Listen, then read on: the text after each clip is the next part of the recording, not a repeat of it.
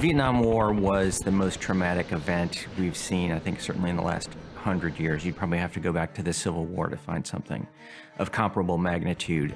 Well, the conventional view of Vietnam is that it was an unwinnable war, that the United States shouldn't have been involved in it. It was a nationalist struggle between two factions in Vietnam, and that it was a shameful episode for the United States, and we just should never have fought it. Everything about the conventional view is wrong.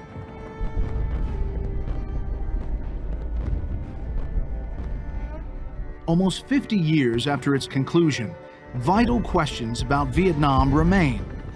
Did America's security interests at the time justify intervention?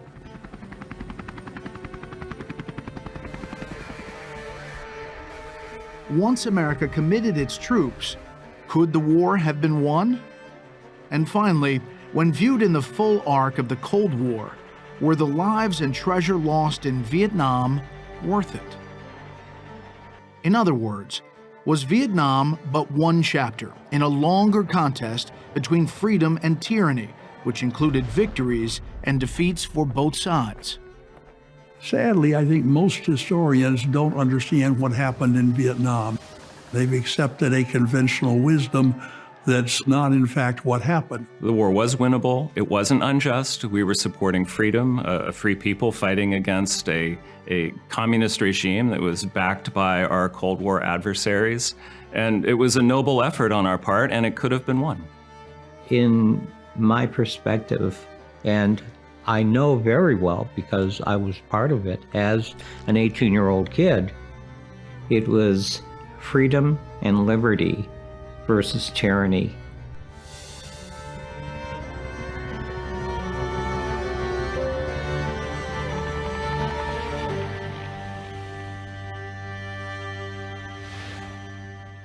Hello, I'm Brett Baer.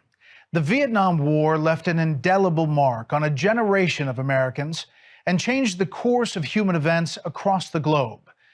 We often hear about the lessons of Vietnam, that it was a tragic example of imperial overreach, an unwinnable war in a faraway country that mattered little to the United States, a bloody misadventure where American invaders were defeated by a ragtag army fighting for its homeland. But almost half a century after the American withdrawal, and 30 years since the end of the Cold War, it's possible to view the war through a broader lens. New evidence, much of it from previously unavailable archives, provides a different perspective on key events, major actors, and pivotal decisions. For the men and women who served in Vietnam, the emerging picture puts a new light on their sacrifices and those of their families. That is the story we explore in this latest installment of our Unauthorized Histories series, as we look back at a largely misunderstood episode from America's not-too-distant past that still resonates today.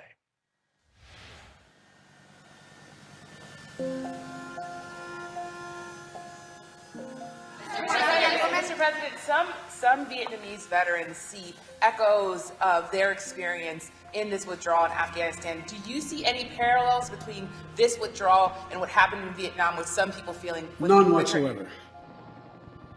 President Biden is intent on avoiding a Saigon moment. That's a reference, of course, to the hasty and humiliating U.S. evacuation from Vietnam. The Taliban is not the North Vietnamese army. They're not remotely comparable. Video out of Kabul looks eerily reminiscent of the fall of Saigon. It looks like Saigon 2.0 to me. There's going to be no circumstance where you see people being lifted off the roof of a embassy of the United States from Afghanistan. It is not at all comparable. It was interesting to hear Joe Biden talk about Saigon with reference to Afghanistan, because Kabul was his second Saigon. Remember that Joe Biden was one of the senators who voted against aid to Saigon at the end of the war. He was one of the people responsible for the fall of Saigon. He was one of the people who said no to Vietnamese refugees coming into this country. Other people marched. I ran for office, got elected to the United States Senate at 29, and came down here and was one of those votes to help stop the war. and I'm proud of it. So when he referenced Saigon at the fall of Kabul, again with helicopters coming off the embassy, that was his second Saigon. In a way, it was payback for the first time that he betrayed an ally. More than 58,000 U.S. soldiers died in the Vietnam War. Another 300,000 were wounded in the 20-year fight to keep communist North Vietnam from taking over America's ally in the South. Some 3 million Vietnamese were killed during the conflict. Most were civilians. No doubt, the Vietnam War was an epic conflict, but it would be a mistake to think about it outside the context of an even larger, longer, and more fateful struggle. The Cold War, a global competition between democratic capitalism and communism, began more than a decade before the first American died in Vietnam and continued to dominate world events for a dozen years after the last American prisoner of war came home.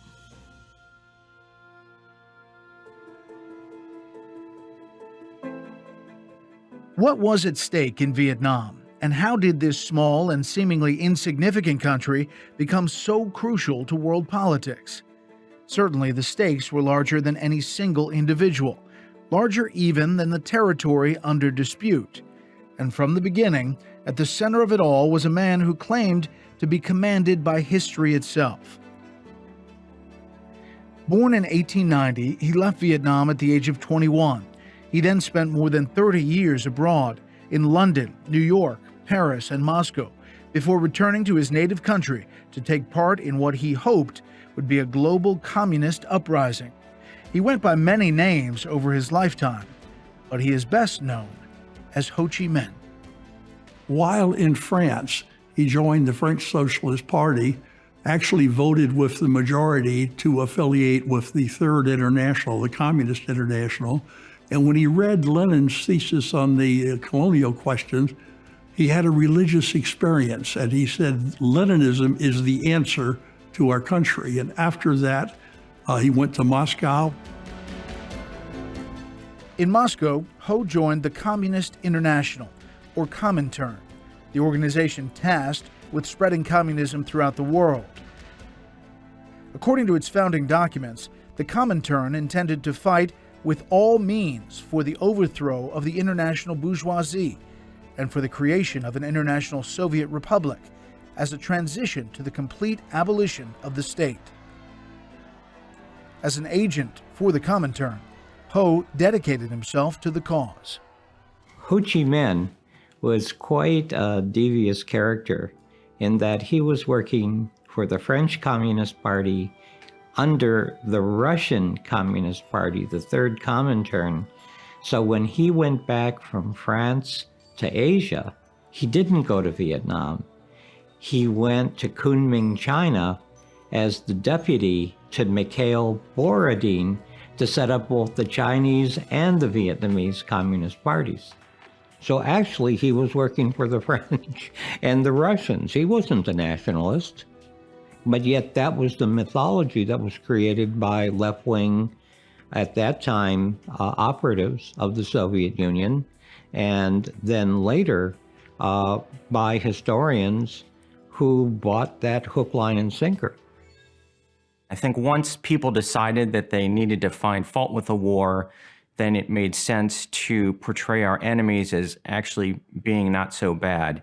And so Ho Chi Minh becomes this nationalist hero, but we've now found out more about him, which has reinforced the view that, in fact, he was a doctrinaire Marxist-Leninist. He talks in his writings about how reading Lenin transformed him politically. He does express approval of nationalism, but that's not really unusual for communism. But according to communist doctrine, your nationalism should not take precedence over the international revolution. And Ho Chi Minh basically stayed true to that principle. He was like a Hollywood character. And he was this little old guy with a wispy beard, and they would always take pictures of him with little kids crowded around him. And even to this day in Vietnamese schools, kids have to sing the song Ayu Va Ho Chi Minh, which means Ho Chi Minh loved the little children. But there's nothing said about how the communists under Ho used little children as saboteurs, suicide bombers, and assassins, which caused a great deal of suffering for many, many people. With the French surrender to Germany at the start of the Second World War, Vietnam became the ward of Vichy France, the puppet government installed by the Nazis to rule the French Republic and all its colonies. Ho returned to Vietnam for the first time in 30 years, hoping to lead a guerrilla uprising that would finally throw out the French. He was trained as a Soviet agent. He traveled around the world on a Soviet passport. And by the time he returned to Vietnam in 1941, for example, he named the landmarks around his base, a mountain, a lake, and so forth, after Soviet leaders, not Vietnamese patriots. Like Mao Zedong, the communist leader in China, he established his first headquarters in a cave. And like Joseph Stalin in Russia, he believed that violence, suppression, and murder were justified in the name of communism.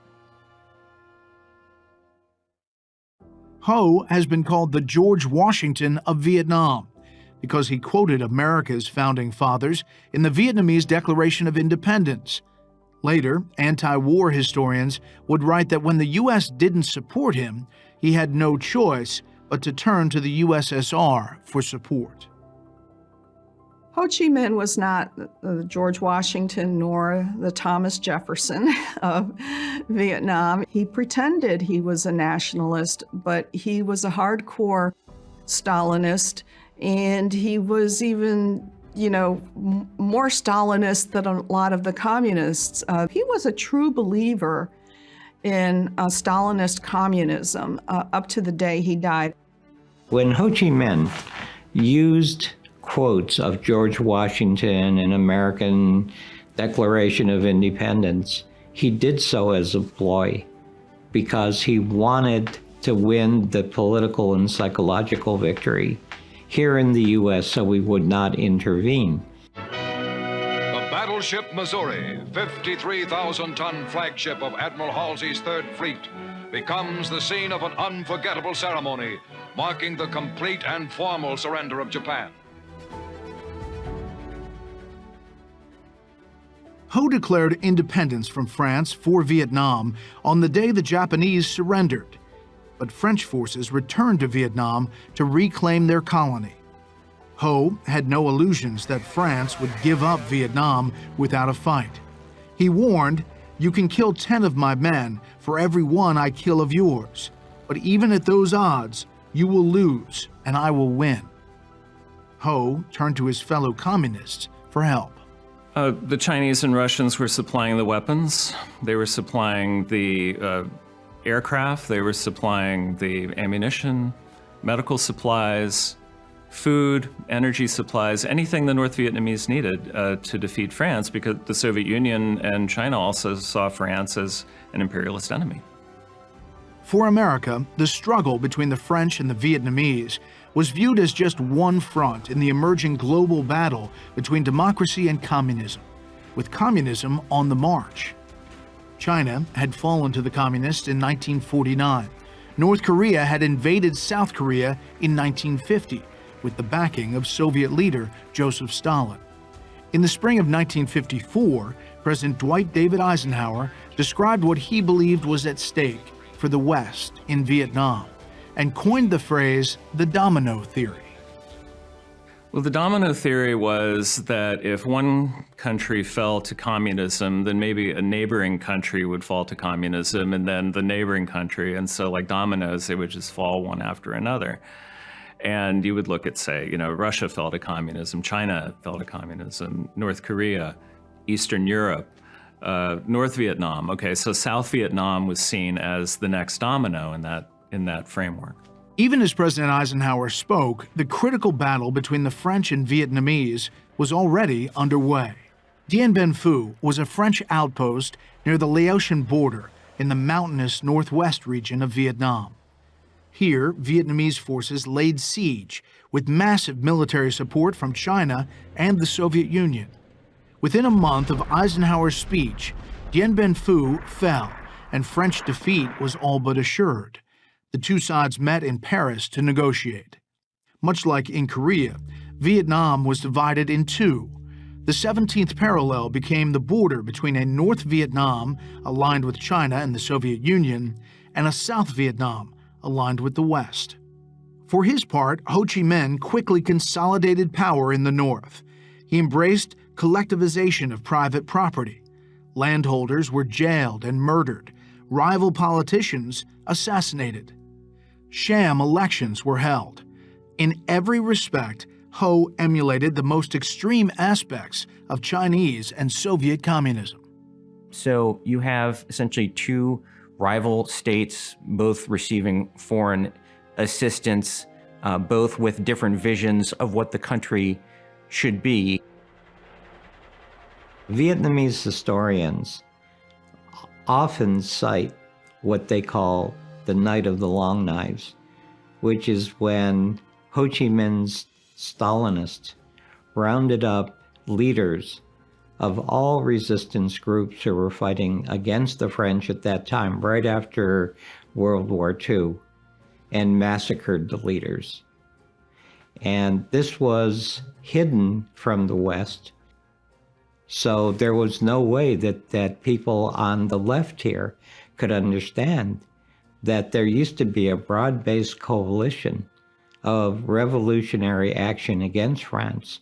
But as a member of the French and Russian Communist Party, Ho Chi Minh killed off all the leaders of that movement. Almost 1 million refugees fled south to escape communism.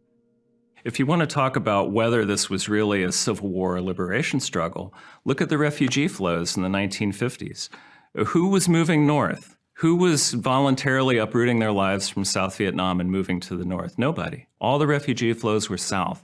It was people escaping the authoritarian, totalitarian rule of Ho Chi Minh and the communists, seeking freedom in the south.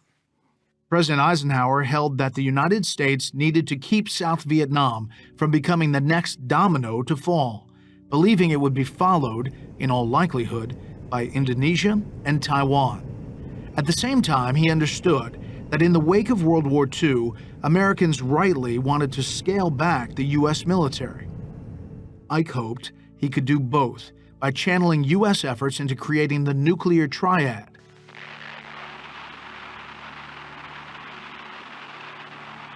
Atomic weapons on land, sea, and air, thinking that America's nuclear superiority would be sufficient to keep the world at peace. Yeah, in the 1950s, during the Eisenhower administration, there was a lot of reliance on nuclear weapons to deter war. The belief that they wanted to stop any World War III because it would be the last war. And, you know, someone like Eisenhower, of course, had seen World War II from a front row seat. He knew how destructive war could be. He knew how devastating these weapons could be. So deterrence was really the order of the day. And so the idea of fighting like any kind of war anywhere could lead to escalation that could then lead to like the end of everything. So there was a lot of focus on nuclear weapons and deterrence.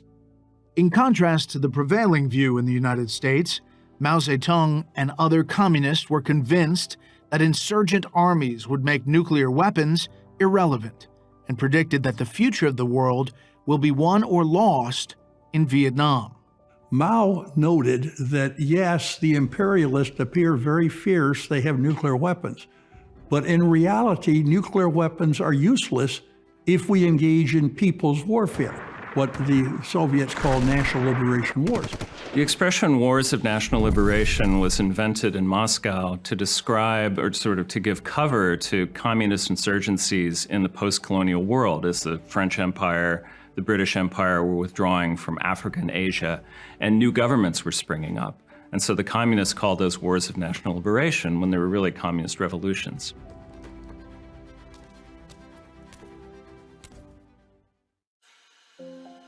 The stakes in Vietnam were becoming clear.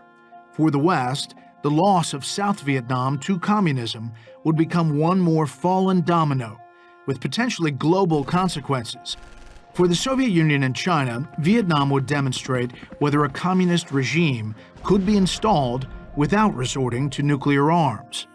Far from an inconsequential backwater, Vietnam was now a central front in the global Cold War. If you want to understand the importance of Vietnam, you need to read a pamphlet based upon a speech by Lin Biao, the vice chair of the Central Committee of the Chinese Communist Party. He wrote an article called "Long Live the Victory of People's Wars," in which he said that Vietnam had become a testing ground. And he said that once the Vietnamese people were successful, people throughout the world would see that what the Vietnamese have done, they could do as well. Che Guevara, Fidel Castro's top military advisor, said once that the future of the revolution in the Americas will be decided on the battlefields of Vietnam. And Vietnam became a test case of whether people's war could succeed.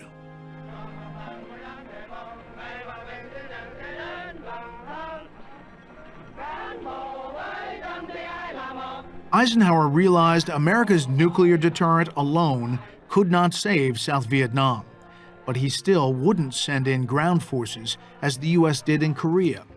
Instead, he increased economic and military aid to Saigon and deployed hundreds of U.S. military advisors to train the South Vietnamese army. On July 8, 1959, guerrillas fired on a South Vietnamese military base on the outskirts of Saigon, resulting in the first American soldiers to be killed in action in Vietnam. Dale Bice was 37 years old and had arrived at the base just 2 days before. Chester Avnand was 44. Journalist Stanley Carnow, who visited the camp in the aftermath of the attack, observed that, although he didn't recognize it at the time, he was witnessing the start of one of America's longest wars. The names of Dale Bice and Chester Avnand are inscribed at the apex of the Vietnam Veterans Memorial, where the names of all who made the ultimate sacrifice are listed in chronological order. It's a fitting tribute to the first Americans to give their lives in Vietnam.